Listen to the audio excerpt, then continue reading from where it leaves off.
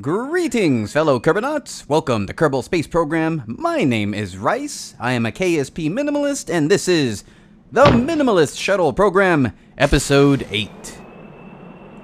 With the Unity module of our Kerbal National Space Station now nested safely in orbit, it is now time we begin the process of expanding the superstructure so that we can eventually make it properly habitable for our future Kerbals to live in. And the vehicle that gets the honor of expanding the space station this episode is our Mun Shuttle. Weighing in at a somewhat hefty 23 tons, she is composed of 29 parts. And being one of the heavy lifters in our shuttle fleet, she has the amazing ability to carry a whole 10 tons not only into orbit, but also to the moon and back. Now, believe it or not, we are somewhat breaking NASA protocol when we refer to this vehicle as the Space Shuttle. So most of us assume that the white delta wing glider that orbits around Earth, or in this case, orbits around Kerbin, is the shuttle, when in fact, the thing that orbits around the planet and returns back and glides back to the Kerbal National Space Center or glides back to Earth is actually referred to as the orbiter, or the shuttle orbiter. The Space Shuttle itself actually refers to the entire system. And by system, I mean the three major components that make the Space Shuttle itself. And that is the orbiter, which is the delta wing glider that orbits around the planet and returns, the orange fuel tank, and then the SRB boosters.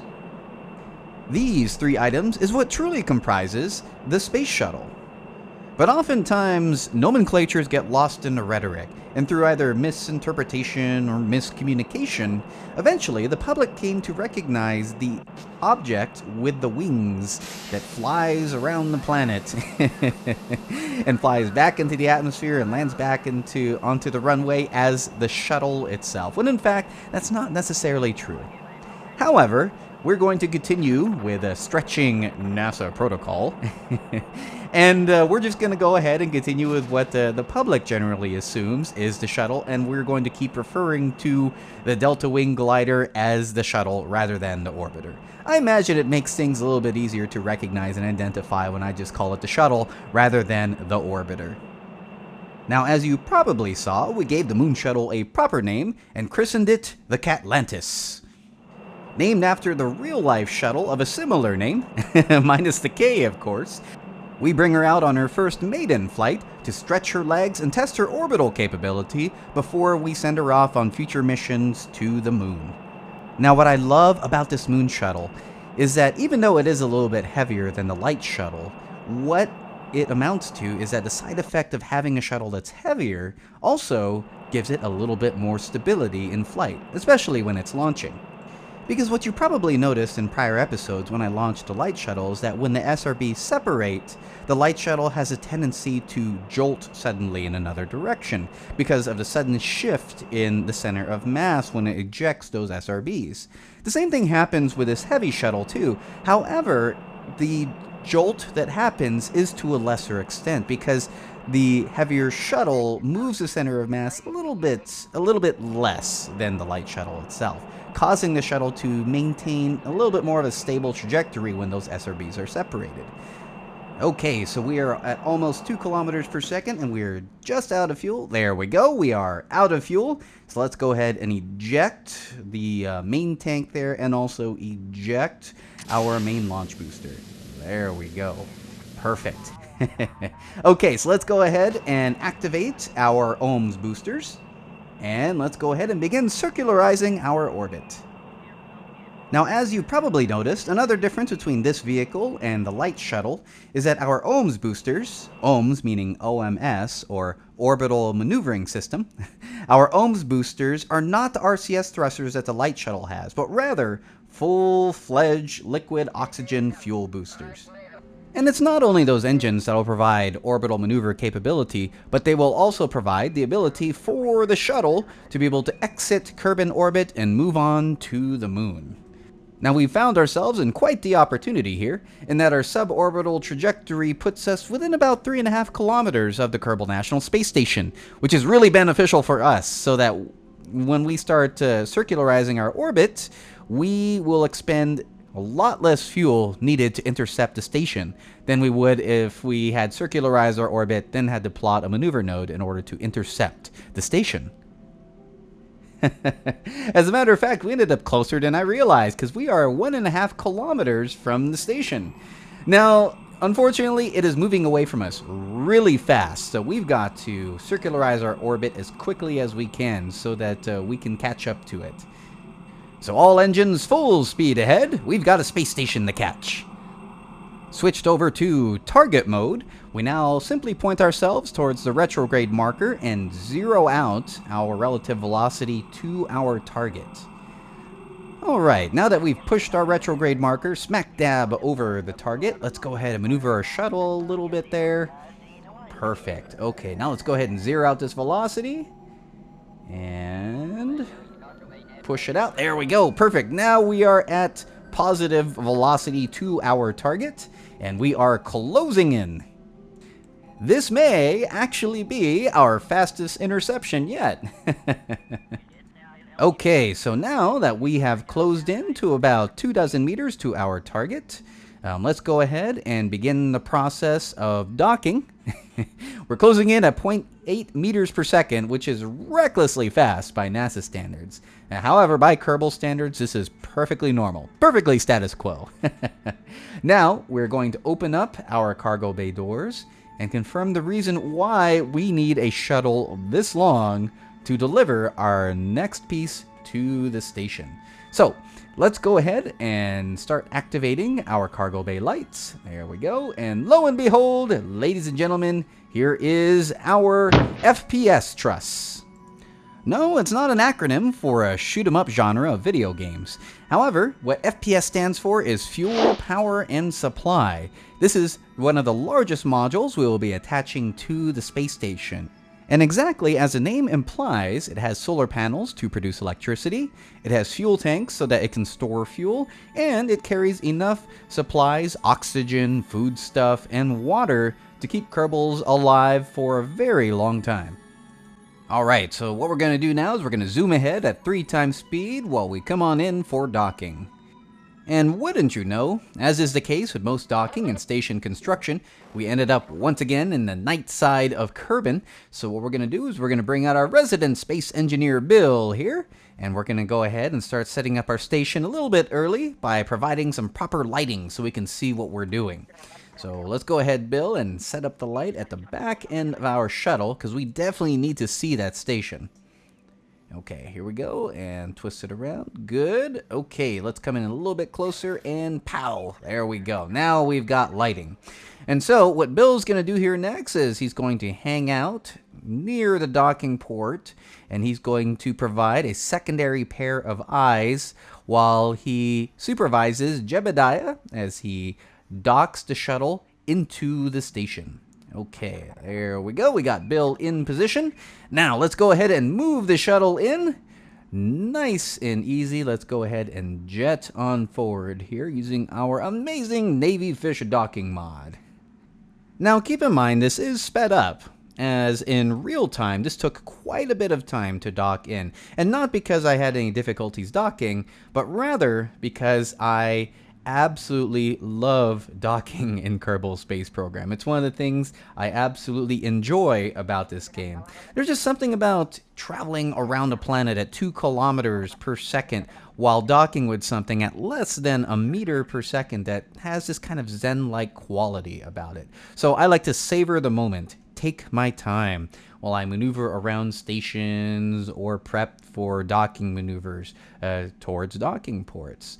Also, that's one of the reasons why we're moving along this video at 3 times speed, because as much as I love docking, I imagine you wouldn't want to sit in front of this video for over an hour while you watch me move at a steady 0.01 meters per second, moving in at the docking port there. Okay, there we are. So we have docked with our space station, and now we begin the process of setting up our workstation. Now, the first thing that we do is we solidify our dock with the station and make sure that we alleviate any potential wibble wobble by connecting up our Kerbal attachment system struts from the station to the hull of the space shuttle.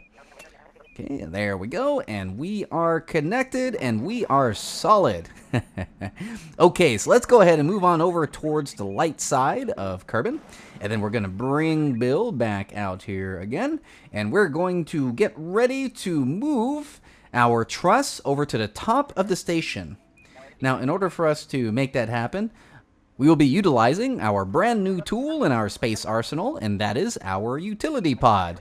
Now, this little guy here is composed of half-meter parts, and it is going to be used to help maneuver the truss from inside the cargo bay to the very top of that station. We're going to try to attach it to the very top node there. Okay, and for safety reasons, we are going to have Jebediah help supervise the move of our equipment, and he's going to also help secure our utility pod to the truss before we start moving it. Okay, so our utility pod is now clear. Let's go ahead and move it, Bill. Let's move on nice and easy over the truss. There we go. Now, it looks kind of like a little vacuum cleaner, and sometimes I nickname it the vacuum cleaner, and you'll see why in just a moment here. Okay, there we are. Perfect. And we are relatively center. No need to make it completely centered to the vehicle. And then we're going to attach the fuel pipes to the truss, and there we go. Now you know why we call it the vacuum cleaner. Look at that thing right there. Okay, so we're going to have Jebediah hang out by one of the station pods there, and we're going to disconnect the truss. Alright, now the truss is free from the cargo bay, and we are going to slowly RCS our way out and lift it above the station. Now at this point, it's all about eyeballing our maneuver here, as there's really no instrumentation that we can use to help us better move our truss. So we just got to move very carefully, as steadily as possible, and try not to overjet or overthrust anything. Now, believe it or not, this tiny little utility pod is a powerful little critter, in that with just 5 units of torque ability, it has the capability to move pieces around as heavy as 10 tons. And not just move them around, but move them around with pretty good speed, and also able to twist and maneuver it around quite fast as well. Not bad for just using 5 units of torque. Okay, now we're close enough so that we can activate our Navyfish docking mod. And let's go ahead and thrust ourselves very carefully. We have caps lock on right now so that we can use our fine-tuned thrusters here to maneuver ourselves very carefully into the docking port. What we want to do is we want to make sure that we get this connection as close as possible, as this is going to be a permanent connection to the space station. And we have Jebediah out there who's going to be inspecting the docking itself, as something as important as this requires proper inspection. Okay, there we are. So we have good dock to our station. And now what we're going to do next is we're going to disconnect our utility pod from the truss. Okay, perfect. There we go. Now the utility pod is free from the truss. Good. Okay, so Jeb, let's go ahead and move around the station a little bit here. Make just a few little bit of inspections and then head back right into the shuttle. And now it's time to stow away our utility pod. Now we're going to keep the utility pod out here in orbit along with the station so that we can use it later on to attach more station parts. Okay, here we go, and coming in nice and easy. This one's going to be a little bit of a sloppy dock here because, well, you know, we intend to undock this vehicle quite a bit. So we're just going to jet back in here without any reservation for safety. Okay, perfect. There we go. And Bill, we are ready to head back into the shuttle here. So let's go ahead and jet around. But before we do that, we're going to have to open up the solar panels to our station. So let's go ahead and manually open up our panels. And look at that. So we majestically open up the wings of our station and start bringing in that precious, precious electricity that our station needs. Okay, there we go. Perfect. And it's about this point that we start to realize that, wow, this thing is starting to look like an honest-to-goodness space station. Look at it. It looks amazing, even as it is with just only 17 parts. Okay, so next up on the checklist is we bring Bill back inside the shuttle, and we start doing our internal checks of the station as well as the shuttle. So we're going to activate the life support systems that was stored with the FPS truss. We're going to check, make sure everything is in good working order. Looks like the air supply, the food, power, and fuel looks really good. Okay, so let's go ahead and start breaking down our workstation here. So we're taking apart our truss here and we're storing it into the Unity module for later use. Okay, perfect. Okay, so next up on the list, we need to go ahead and grab one of our lights here. Because what we're going to do is we're going to provide the option to light up a portion of the station as it moves into the night side of Kerbal. Alright, so let's go ahead and come in close to our truss here, and we're going to attach our Mark II light just below the truss so that we can light up the habitation portion of our space station. And then we're going to grab our other Mark II light so that we can light up the other side of the habitation portion of the space station. Perfect! There we go. Look at nice, proper soft lighting, which will help guide us to dock with the station in future missions. Alright, now that our mission is largely complete, all we gotta do is undock with the station. Perfect. There we go. And then we begin our slow drift away as we go ahead and start doing our wide pan shots of what we have accomplished so far. Look at that guy. I am just impressed with the station that we have so far, and we're only on our second mission. At only 17 parts, this space station is already starting to look the part.